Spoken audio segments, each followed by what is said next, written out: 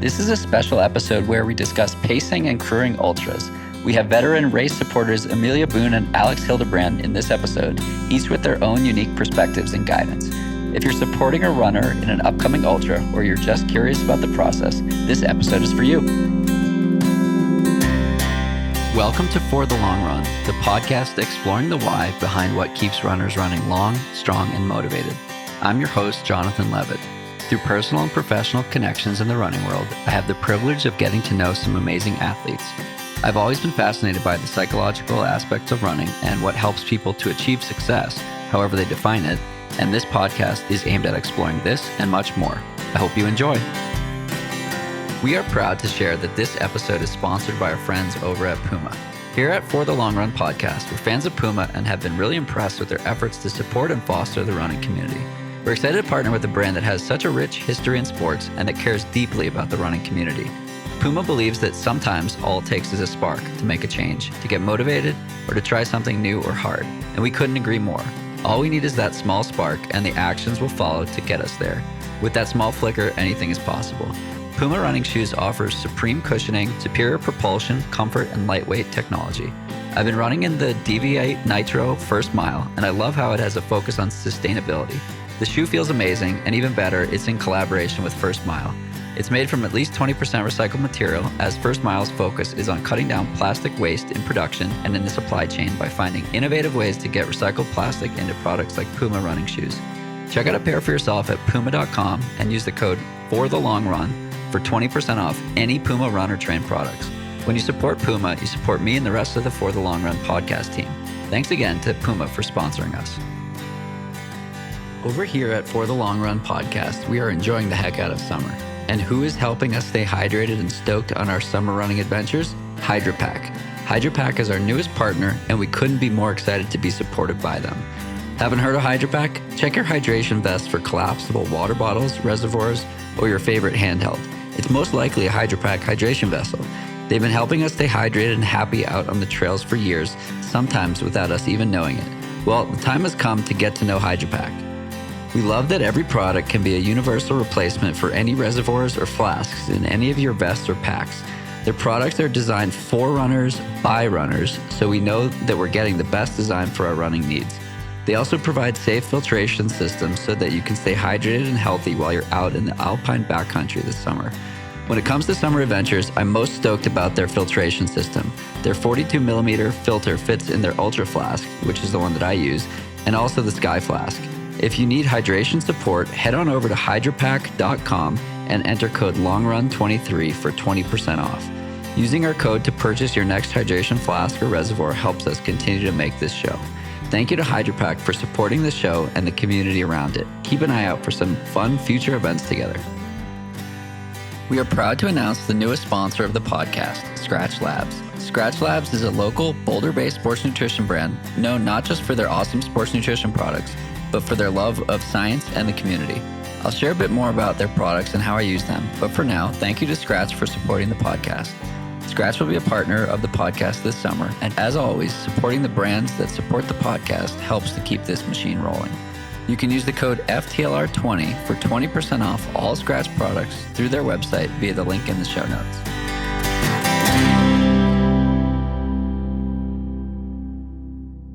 Okay, we are live with Amelia Boone for a pacing and crewing special episode ahead of Western States and Leadville and Hard Rock and all the fun adventures coming up this summer. So Amelia, thanks for taking some time to chat today. Happy to be here. Thanks for having me. Of course. So we have done 2 podcasts together. Yes. I believe I've asked you the Who is Amelia question once.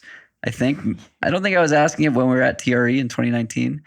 Was that that was our first one, right? That was our first podcast. Okay. I think that was the first time. Yeah, that was the first podcast. That was like episode 60. Right. I was wearing a flamingo suit. Yep. Right. Yep. Yep. That was a fantastic episode. We did another episode together, like right at the beginning of the pandemic. Right. We were both in wonderful places at the time. So if you want to hear a completely different version of Amelia, dial it back to that one. But that was it's cool to think about all this progress and stuff right? too, right? I know. It's crazy how much we've grown since we first kind of crossed paths in 2017 via Taco Socks. Taco Socks. Shout out to Devin Yanko and Carolyn Burkle.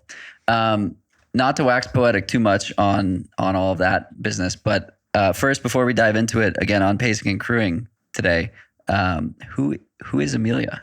So we can sort of set the stage for who's giving all this advice, right? Because it's 2023. We have to credential our advice, right? Oh, right. Okay. Amelia Boone is a pop-tart connoisseur, which comes in very handy with pacing and crewing.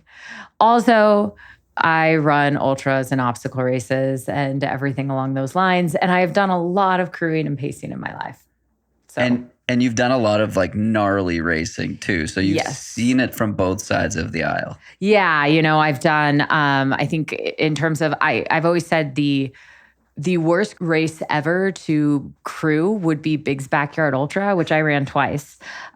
Because those crew people, though you're stuck in one place, so you don't have to move, your runners come back every single hour. So there is zero break. So doing Barkley, I have seen a lot and I have experienced a lot in terms of sleep deprivation, in terms of foot fixings, just gnarly things. So the focus today is going to be on the short 100-mile distance. The very short 100-mile distance. Which you've done a couple of times. Yep. Okay, so last year we crewed Zoe Rome. Mm-hmm. You basically ran point with TJ on what to do, when, where, how. Oh my God, what's happening? How do we get her out of here physically, mentally, etc.? Talk to me about the people. Maybe it's too late for this conversation if you're listening to this ahead of Western States, but Leadville, etc. How do you assemble a good crew, first of all? Yeah, that's a good question. I think it really depends on the runner, and the person who's running needs to know what they need in a crew or a pacer. Ideally, you have somebody who has crewed or paced multiple 100s. So you have somebody out there who at least knows what they're doing and is very well organized. It's helpful to have one person who's kind of like the taskmaster, who can kind of point to, okay, this is where we need to be when, this is our organization strategy, you go here, you go here. And then also I think it's helpful to know, are you a person that you want a bunch of your friends out there to be there cheering you on? Or enemies. Or are you a person who prefers to like not have any emotional attachments out there? I know people who, for instance, won't let their partners pace them because it would just be, it would be detrimental to their running. So I think it's important to kind of know, like, what do you need from crew? Do you actually really need the logistics? Do you need people swapping out vests for you? Or do you need more of like a cheering squad, or a combination of both? I think most people find. What kind of runner are you? I am a runner who is terrible at asking for help, which is funny because I love crewing and pacing. I joke that if I could make a full-time career out of crewing and pacing, I would. It's my favorite thing ever. But I am the runner who I'm running a 100-miler in third week of July, and I do not have crew or pacers lined up because I am too scared to ask for help. So I'm more of a solo person. I'm sure I'll find something. But I think this is a classified ad if you're looking to... Exactly. If you are looking to help out at Cascade Crest on July 21st, please slide into my DMs.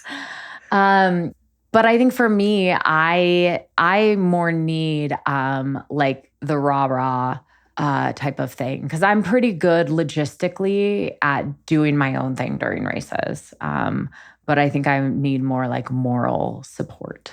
So I've heard you say before what you just said, which is I would do this full time if I could. Yes. What do you love so much about the crewing aspect? It is the best community activity you can ever have without running a 100-miler. Like, you're not banging your body up. Well, yeah, you are exhausted. I've been pretty banged up from I know, I was going to say. I was like, you will be very, very tired. And especially if it's a race like Hard Rock, where you're up for 48 hours, which I've done, and that's a whole nother level of crewing. Western States is short. short race to crew. Hard rock, woo, not so much. But it is the best kind of just atmosphere. You get to hang out with all your friends, you get to cheer people on, and you really get to help a runner succeed in their goals. And that is super, super cool. It's the most involved you can be in the ultra community without actually running the race. Totally. Yeah. And spectating ultras is challenging as well. Yeah. In 2018, I crashed on the floor at the Goo House after Western States, and I woke up like 10 feet away, and Amanda Basham was on the floor 10 feet away, having just come in fourth. And I woke up and I was like, man, I'm so wrecked. And she looked at me and she was like, shut the fuck up. She couldn't move. Yeah. So we're thinking about how to, maybe someone is listening to this and it's their first time crewing or pacing. First, what would you say to a first-time crew member? First-time crew member, I would say if you have other crew members who've done it, lean on them, learn from them. The biggest thing is to ask your runner what they need. So what do they need when they come through aid stations? Like plan out logistically what is going to be important for them. Ask them their nutrition plan, ask them their pacing plan, and just kind of figure out what it is that they're looking for from their crew members, I think is very important. Just as kind of like a first line, For instance, the one question that I always ask, and I'm pacing Meg Morgan this year at Western States, but I asked her the other day, like, do you want to know where you are in the race? Like, do you want to know how many women are ahead of you? How far ahead are they of you? And, like, do you want to know that? And her answer is different than Zoe's last year, who was like, I don't want to know. Do not tell me until perhaps like this point in the race. Mile 98. Yeah, until mile 98. Like, don't want to know, just want to run blind. And so I think those things are super important to know, because the last thing you want to do as a crew member is also deflate your runner in a way by giving them information that they don't want to know. Or also, showing up in a way that's not conducive to their energy. So I think having those conversations ahead of time is really important. One thing that I think was really helpful having you a part of the adventure with Zoe last year is when is enough, right? How do you help someone understand that their day is probably not going to involve a finish line? I've been a part of pacing a friend who DNF'd at mile 65 of Ouray, and we had spent the last 7+ hours together. Yeah. And I was like, she can't go on. Like, it's like not safe at this point. Hopefully the people listening to this don't have to have that conversation, but I feel like it's something you should be equipped to handle. So what do you say? How do you triage something like that? Yeah, I think it's important to know, if you have a crew of people, who on the crew may be the best person to broach that with the runner, like based on their relationship or based on just their demeanor. I have always approached it that I will not make the decision for that runner, because the last thing that you want that decision, you want that DNF decision to come from the runner, his or herself. You don't want to ever feel, I should couch this in my own experience. I don't ever want to feel like I swayed somebody's decision that they later regretted. And they're probably going to regret the decision no matter what it is. Like when you DNF, there is going to be a part of you that regrets that decision. But I think the role that I have played, and I have crewed and paced in multiple races where my runner is DNF'd. That doesn't make me a bad crew, I promise. Yeah, I'm 0 for 1. I've also crewed and paced to finishes, I promise. I think it's me asking them, do you want to talk through this right now? Like, what are the benefits of continuing? What are the benefits of not continuing? And like, do you have a time frame in which you want to make this decision? Or are you okay sitting and waiting it out and seeing? And just engaging. Some people want to talk through it. Some people don't want to talk through it. Everybody's process is different.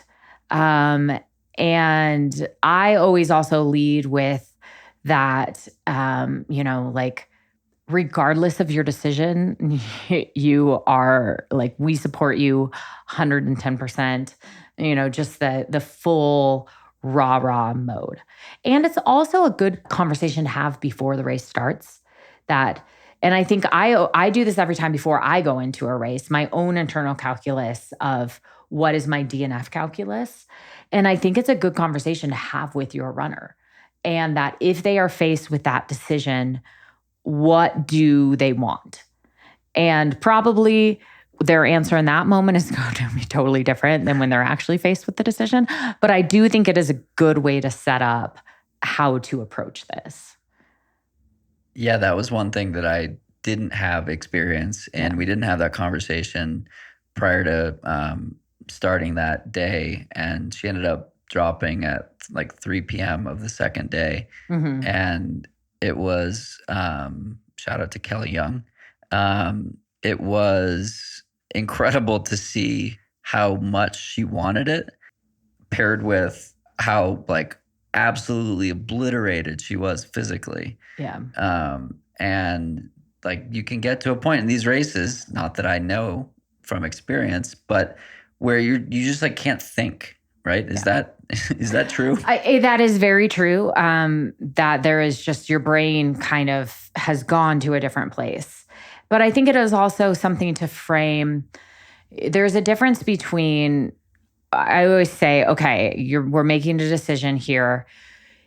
In my calculus for DNFs, as when I'm a runner, is if I continue, will I do irreparable damage and more harm that is going to set me back for a longer period of time that is worth it? And that calculus changes depending on the race. If it is, there are certain races that I would crawl across the finish line missing a leg. What race? Barkley, but, and then there are others where it's like, ooh, minor thing popping up, not my day, gonna cut it. And so I think Boulder. Boulder. Oh, people are gonna be so offended when they hear that. I'm kidding. That was a terrible example. It was really fun watching you experience speed. Yes. And run your first 5K and then run my first 10K. Is it weird that I want to go faster and see how fast I can go? Yet I didn't train for it. So Amelia maybe ran one day Boulder in the thick of 100-mile training. Yes. So then maybe next year, maybe I'll actually train for a 10K. But I have no idea where I'd left. Let's talk about there. Jeep adventures through Robinson Flat. Oh, so we're just totally switching. New conversation. New conversation. Got it. I had some pearls of wisdom around crewing, but I totally forgot them now. We'll get back there. Okay, what happens when there's a curveball in the day from a crew or pacing standpoint? And the reason I ask that is this like silly example that we have where we took the wrong way from Robinson Flat to, what was the next aid station? Duncan. Yeah. At 40, I think. 30-something, 37, yeah. And we were like, oh my God, we're going 7 miles an hour.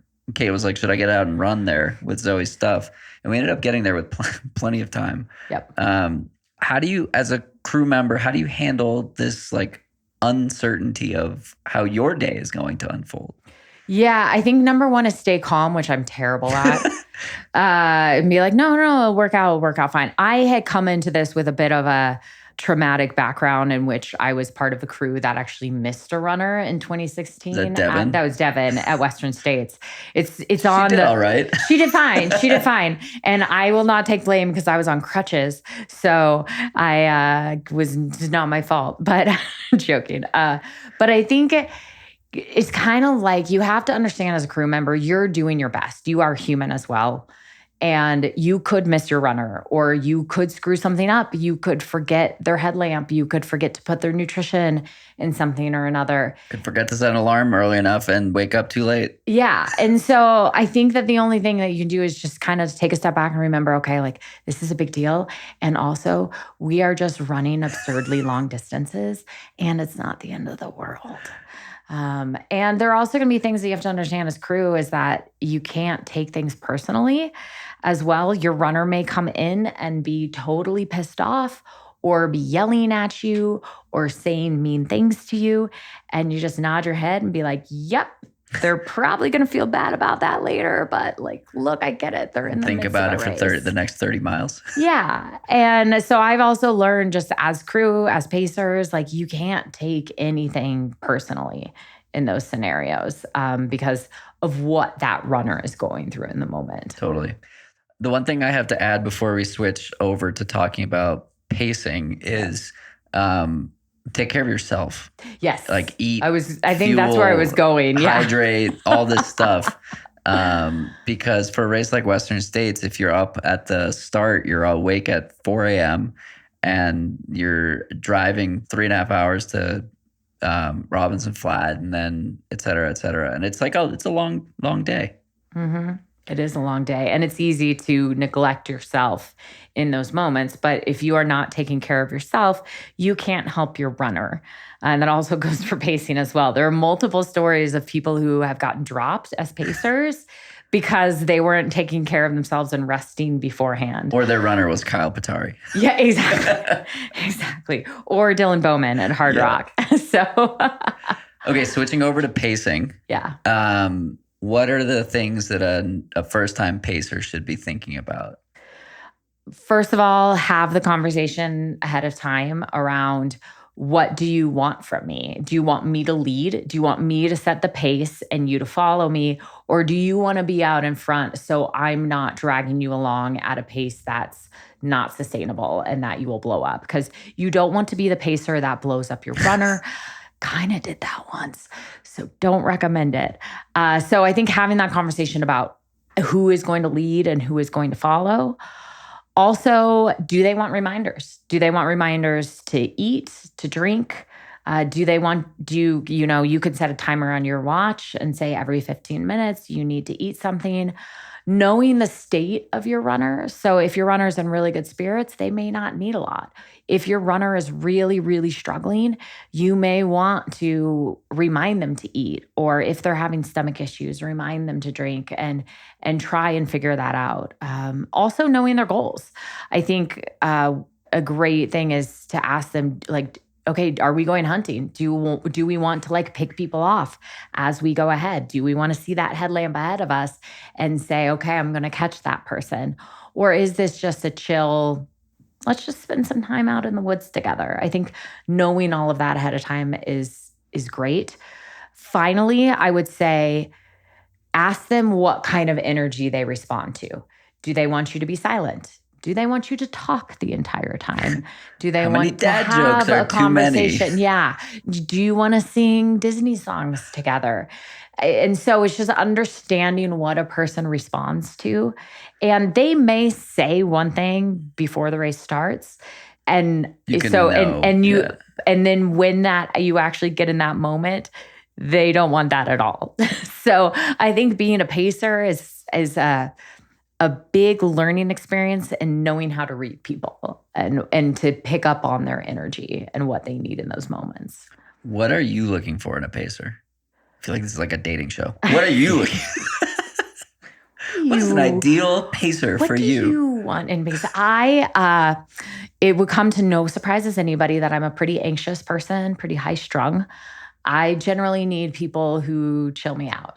So who will get me out of my head. That's why you and Ryan do so well. Exactly.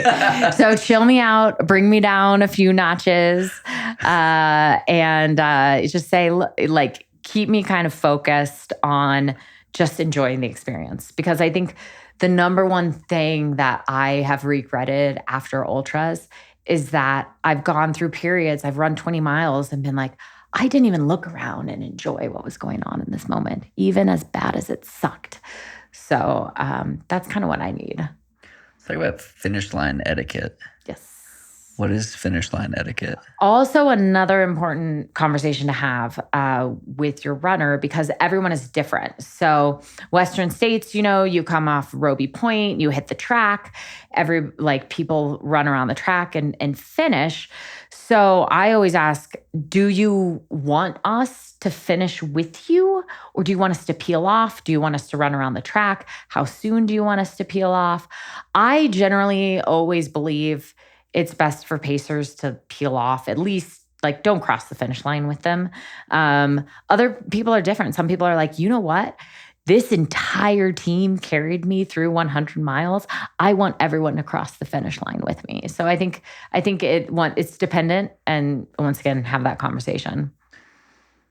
We had a tweet about a question that they wanted to hear about, which was not the white rim one, the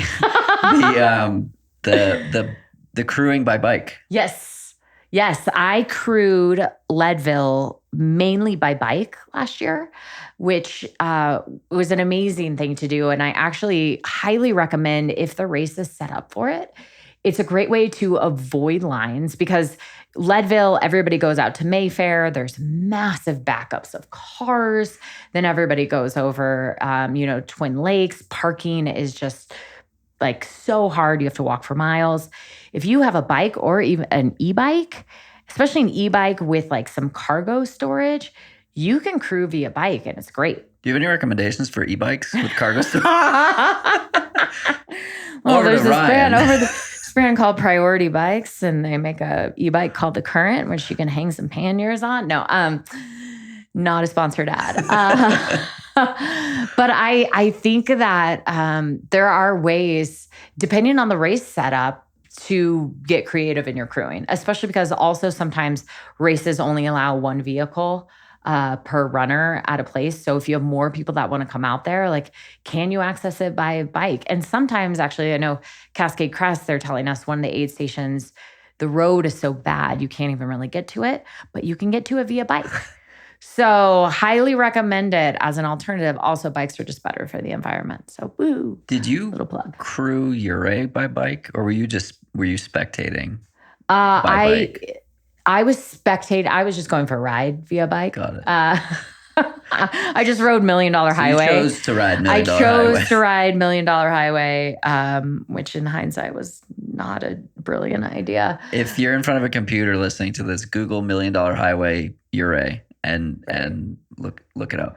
Though, to be fair, $1 Million Highway is way less scary on a bike than it is in a car. That road's and I have driven. Yeah. I've driven that road multiple times during Hard Rock, in the middle of the night. And I go, oh God, I'm gonna die. I'm gonna die crewing.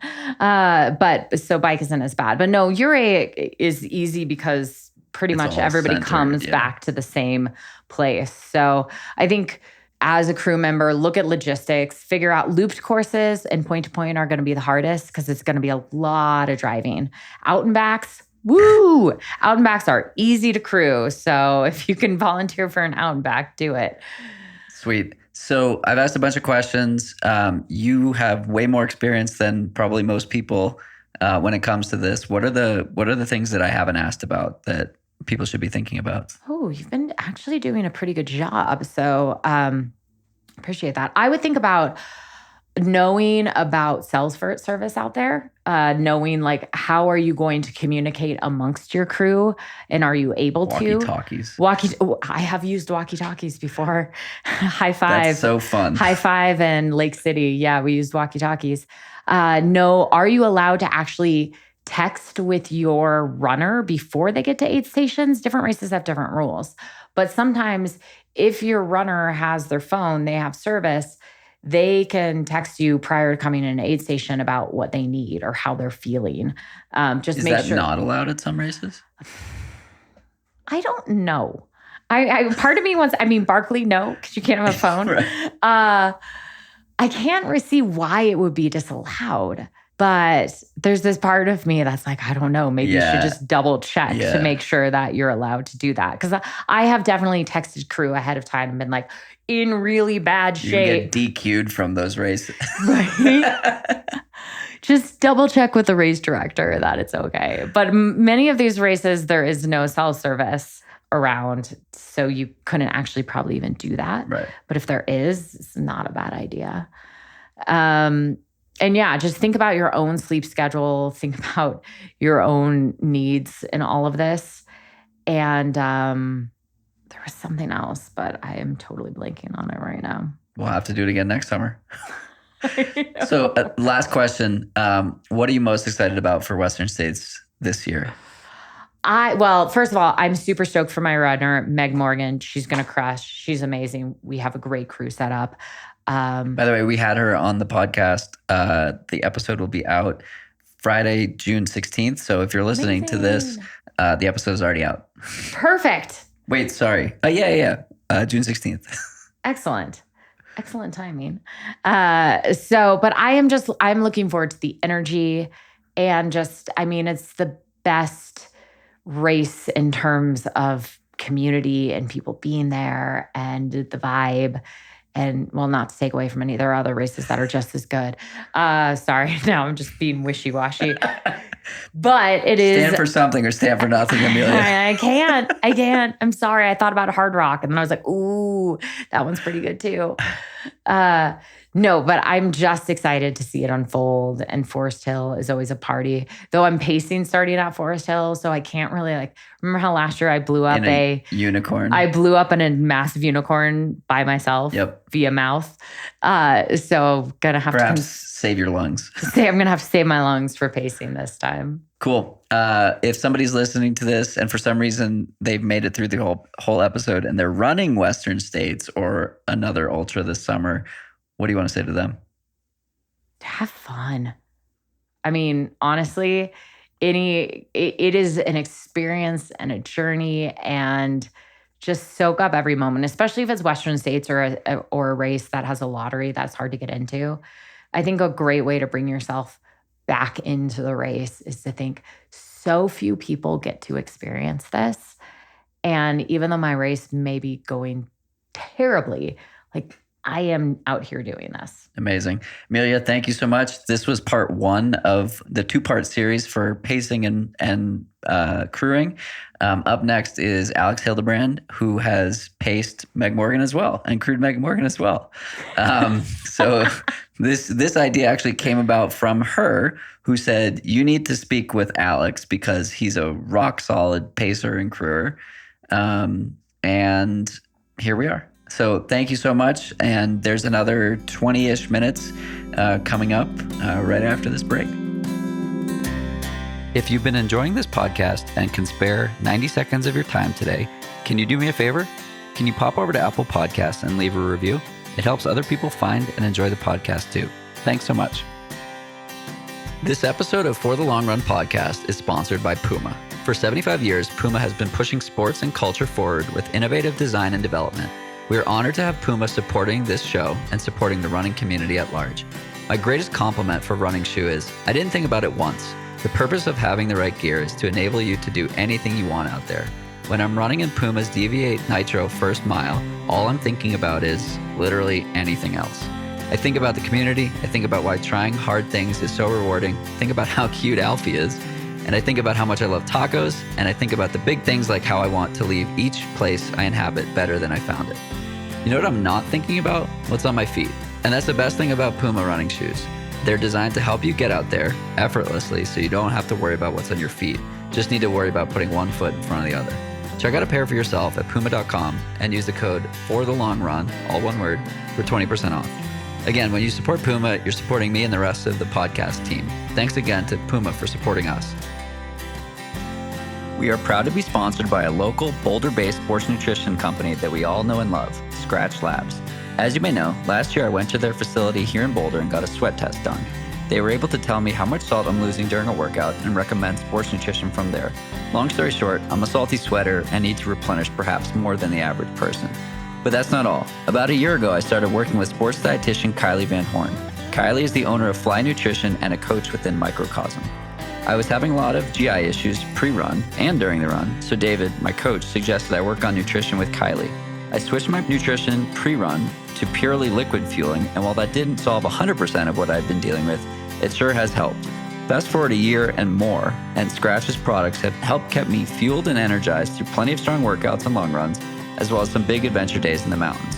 Their super high carb mix is exactly that. It's full of what you need and goes down super smooth. When you give your body what it needs, you'll truly enjoy it for the long run. You can grab energy bars, chews, hydration mix, recovery drink mix, and super high carb drink mixes for your big days from Scratch to fuel your training and upcoming adventures. I use the lemon lime super high carb mix every single day. I use a half serving within an hour of all morning runs, and it's my main fuel source for road long runs. For trail adventures, I use a couple servings in my bottles and supplement that with the chews or other fun trail snacks. You can use the code FTLR20 for 20% off your order at the link in the show notes. Thanks again to Scratch for supporting the show.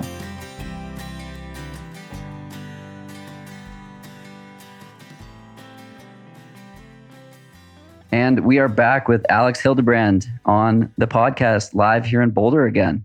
Alex, thanks so much for taking some time to chat for a special Western States and pacing and crewing episode today. Yeah, dude, thanks for having me. It's a really exciting time of the year. We're all of our Boulder friends are getting prepped for Western States. So yeah, it's an awesome time. Appreciate you having me on. Excited to talk about crewing. Of course. So we had Meg Morgan on last week, and she was like, you got to talk to my friend Alex. You got to have him on and talk about crewing. So here we are. Yeah. So for those listening, we've had a couple of weeks of Western States athletes running. We had Hayden Hawks and then Meg Morgan. And today, if you're listening to this on the day that the episode is released, tomorrow is Western States.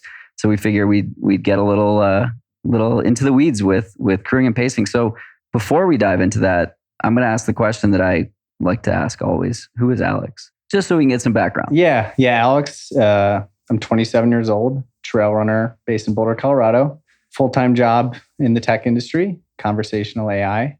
Relatively new to the trail running scene. I moved to Colorado 3 years ago, and as most of us do, kind of, if the bug bites, it bites hard. Yeah. And now I'm fully into it. Nice. It's what I love most of my life. And then, recently, like in 2022, had dealt with some injuries and some illness. And as a result of that, started crewing my friends. And it's sort of become a running thing where I go to races, crew my friends, and I've had a lot of good luck lately.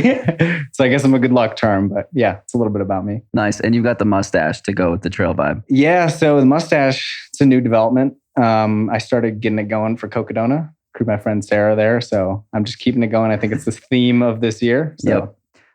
Yep. Cool. Well, we're going to do a podcast one-on-one later this summer, but for now we're going to start talking about crewing. So what was the first race you crewed? That was last year, Run Rabbit Run. And what were you thinking about going into it? Like, did you feel pressure? Not really. I mean, the person I crewed is Sarah Ostaszewski. I mean, she's been doing ultras for a very long time. So she knows how to take care of herself well. And the instructions that she gave to me are pretty simple. I mean, what were those instructions? She had a bag of different garments, like rain jacket, different, base layers, different socks, different shoes, and spring energy gels. And all it was coming to the aid station. She's going to tell me exactly what she needs. I'll provide that to her. And yeah, that's pretty much it. It was quite simple. The race went really well. So it wasn't too the one thing that I think a lot of crew people deal with is prior to a race, the race sends out so much information around hey crew, parking instructions and a bunch of information on, oh, you won't be able to park here. You got to park at this location, walk and da-da-da-da-da. So I was more concerned about getting to the aid stations on time. But as we, most of us experienced, that's never an issue. Plenty of time. It's you drive there and there's so much time. There's parking available. We crewed Zoe Rome last year at Western States, and I was nervous about the aid station that was after Robinson Flat. Forest Hill? No, that's a few more later. Okay. And we took the dirt road from Robinson Flat. It's that's where the GPS sent us. And we were in a Jeep, fortunately. And we were going 7 miles an hour. And Kate, my girlfriend, was like, I should get out and run the remaining 7 miles. We're going to be late. Oh my gosh. And Amelia Boone was in the car, and it was just a whole, and she's done a whole bunch of basic and crewing too. Yeah. So she was super calm about it, I guess, knowing we had tons of time. But then we get to the aid station and we had an hour and a half. That's typically how it goes. So if someone's crewing for their first time, what guidance do you have? I was actually thinking about this for, when you sent me a message to have me on the podcast. I think like number one, getting your like baseline logistics set up. Like, you know, the coordinates of the aid stations, you know how to get to the aid stations. And then I think fundamentally, you want to know what the goals of your runner are. You know, if you're someone who's going to be at the top of the race, like a Meg Morgan, a Sarah Ostaszewski, a Jenna Bensko, you want to know, like, hey, when you come into aid stations, what information do you want me to provide you about the field? You know, you really want to know their intentions. Because you don't want to surprise them. Exactly. You don't want to like provide them information that they don't want to hear. Or on the contrary, maybe even worse, you don't want to leave out information that could be crucial to their success in the race. 45 seconds behind you. Right. Like you really want to know your runner's intentions. Be really clear about that, and then have a plan, right? Like walk through every aid station. Hey, when you come into this aid station, what do you want me to give you? Typically, your runner should provide that to you in a spreadsheet. You can have it on your phone. So throughout the race, you can reference it when you're coming to an aid station, get to an aid station early, prep all your stuff, and yeah, just have fun from there. What is the most nerve-wracking part of crewing? Ooh, that's a good question. I would, like, now that I have experience, I wouldn't say it's like getting to the aid station on time. I would more so just making sure that you can, especially in a shorter race, like a 50K, for example. A runner comes in and you want to get them out of there so quickly because those seconds matter so much. And I think that's probably it. Like, as every runner knows, the bottles on a hydration vest are so difficult to get in and out. And like that specifically is something that like doesn't stress me out, but it's something that you want to have a plan for. Have someone on your team that's going to do every single task for the runner when they get in there. So it's really just getting them in and out as quickly as possible, especially in those shorter races. I think that's definitely the most stressful thing, I would say. So this podcast is sponsored by HydroPack. And this is a plug for their speed bottles, because you can just pop the top right off without unscrewing it. And so it's like a one pop top, and then you just pour it in, and then they're on their way.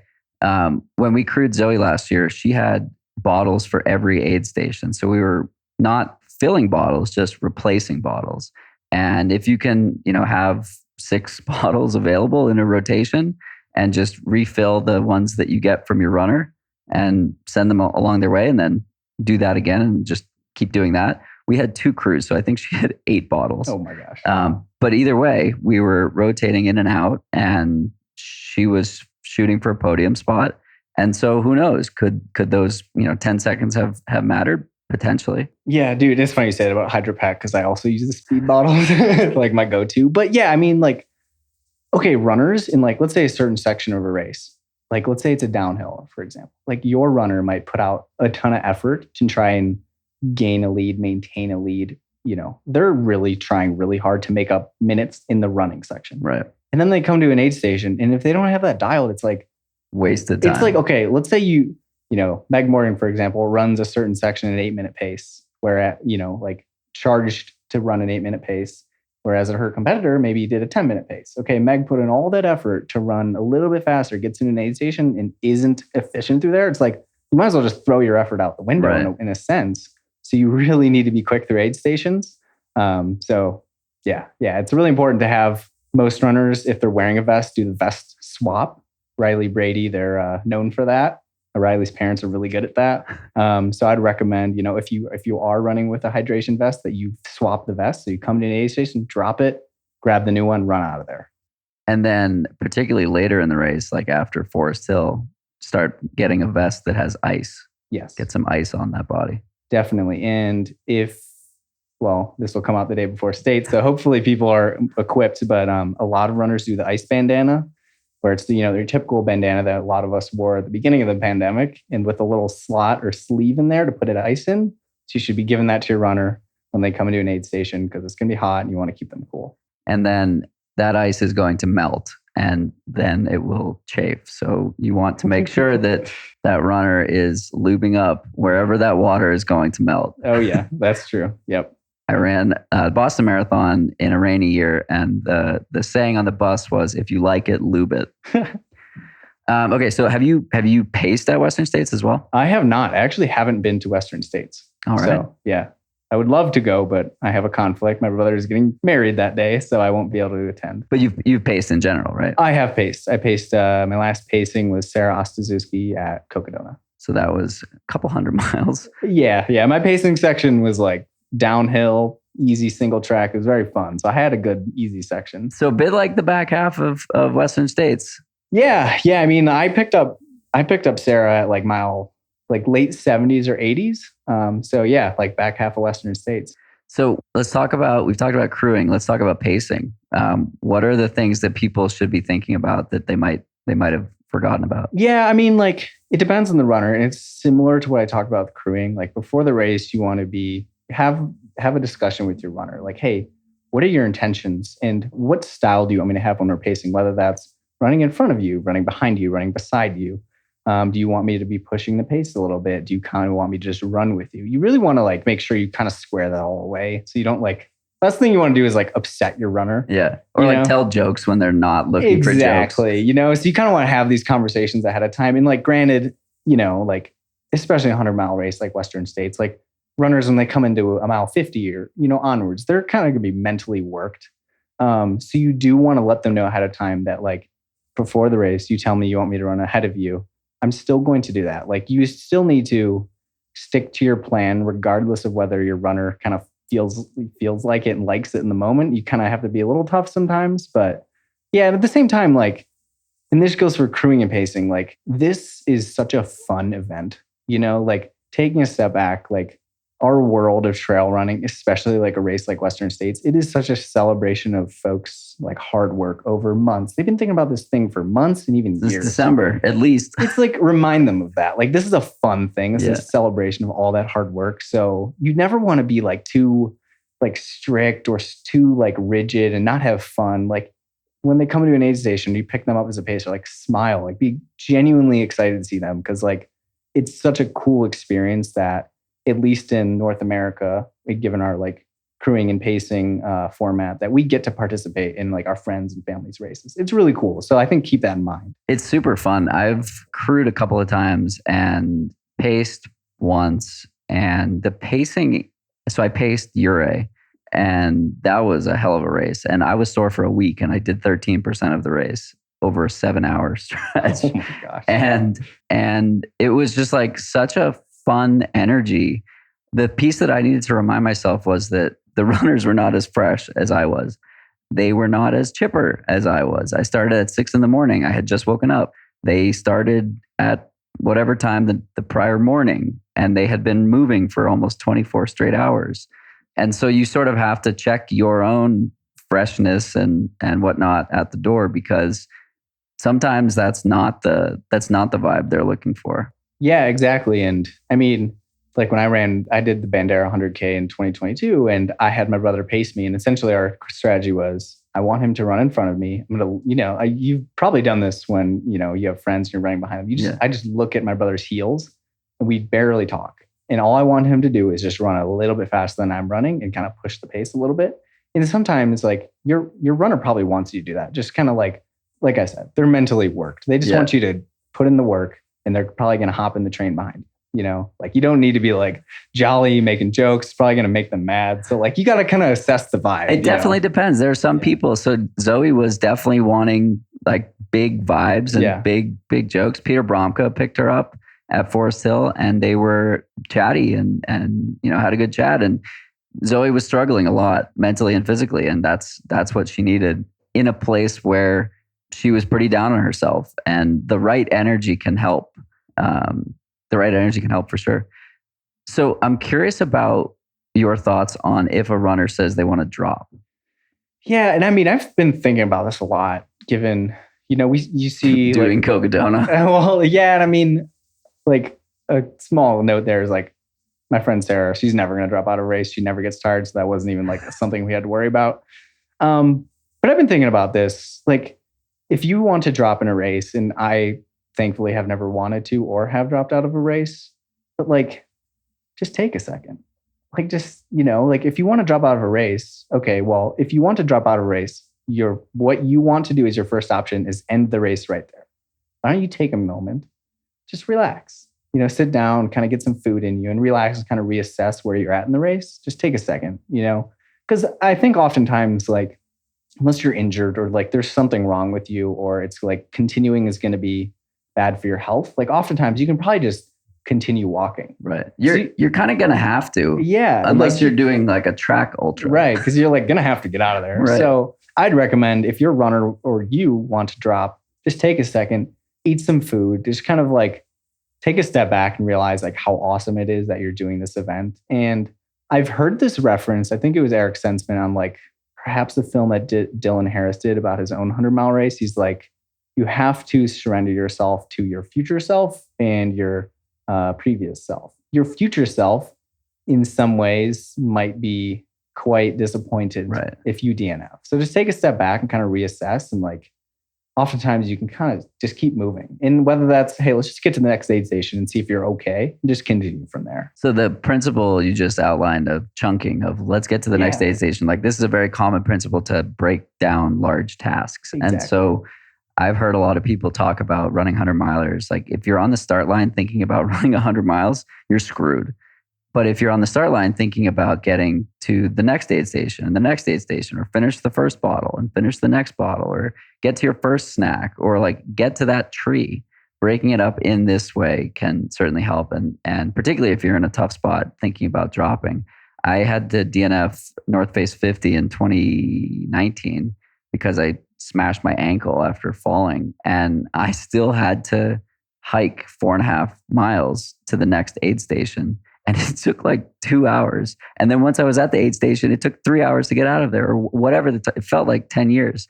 But there's no cell service, and there were no rides in and out, and nobody could figure out who to talk to because the microphones weren't working. So, or the walkie-talkies weren't working. So like sometimes dropping can actually take longer than actually completing the race.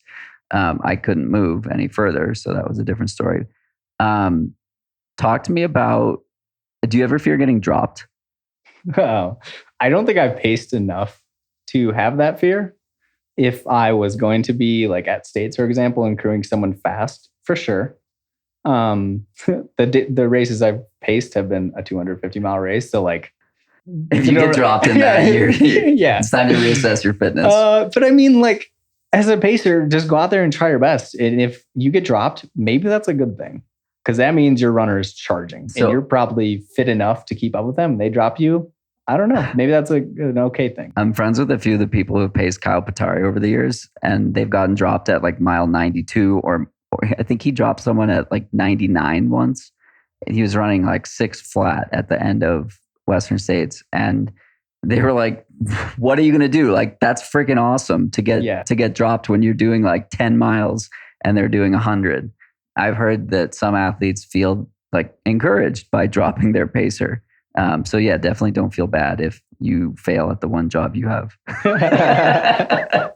Yep. But jokes aside, it can be a good thing. It can be a morale boost. Right. And if it does happen, it's like, it's all part of the game, like things happen. Don't get down on yourself if you get dropped. You probably tried your best. Probably. You hopefully.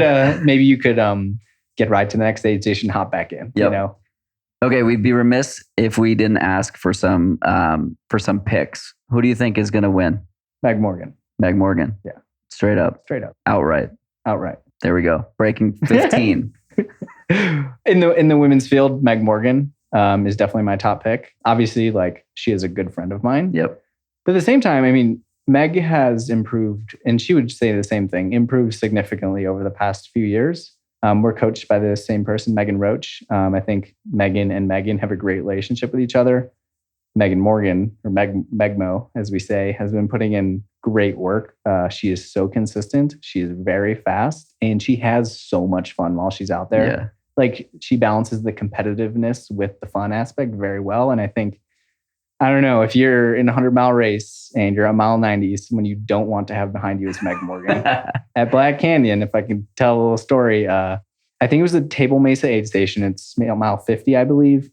Ida Nelson, Heather Jackson, and Keely Henninger, they all came in and left the aid station like within seconds of each other, basically together. Megmo wanted the golden ticket, so she comes in maybe like 4 minutes behind them.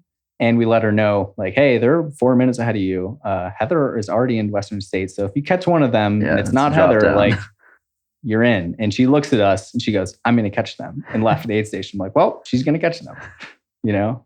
So yeah, Meg Morgan for the women's field. Do you want me to give my pick for the men's field? Yeah. I think Hayden Hawks. I think, he knows how to do it. This is his, third time? Got second last year. He's probably been dialing in his strategies. So if I was a betting man, and I probably will be via Fantasy Free Trail, I'm gonna have to go with Hayden Hawks. But I mean, the cool thing about this is both fields are so competitive that it's anyone's game, Yeah, shout out to Free Trail. They're doing some really awesome stuff and getting people more excited about racing. I did a podcast with Dylan last year around Western States, and we dove into his background and everything he's up to and why he's doing it and whatnot. And he's just doing such cool stuff for the sport, and Free Trail and Keely and Corinne and all of them. It's just amazing what they're putting out and all that good information. Yeah, I've got to agree. Hayden is not a predictions guy. He doesn't pay attention to any of it. I've had some funny conversations with him and Matt Daniels about this, and yeah, he's stoked. He's actually coming over here in about an hour to get in the sauna with Billy Yang and the camera. Oh, nice. I saw Billy was in Superior on his Instagram, and I'm like, he's probably filming Hayden. Yep. So that's happening. So if you are a fan of Hayden, he's going to have a video premiering on the Western States live stream tomorrow. Or if it's already past Western States weekend and you're listening to this for another race that you're crewing or pacing, check it out on Billy's YouTube or Hayden's socials. Alex, this has been a blast. I can't wait to dive into it more formally with you and hear about your running and the joy you're having and working with Megan and running with Megan. But for now, thanks so much for taking some time to chat. Yeah, dude, thanks for having me. It was awesome. Of course. That's it for today's episode. Like many long runs, it's sad when it has to end. I hope you join in next time on For the Long Run. And in the meantime, happy trails. If you enjoyed this episode, it would mean a lot to me if you shared it so that others can find it and enjoy it too. This podcast and the accompanying music has been produced by Brian Walters of Single Track Sound. For the Long Run's logo was created by Vanessa Wolf of Sterling Wolf. Show notes have been written by Ruby Wiles and is managed by Emily Holland. It takes a village.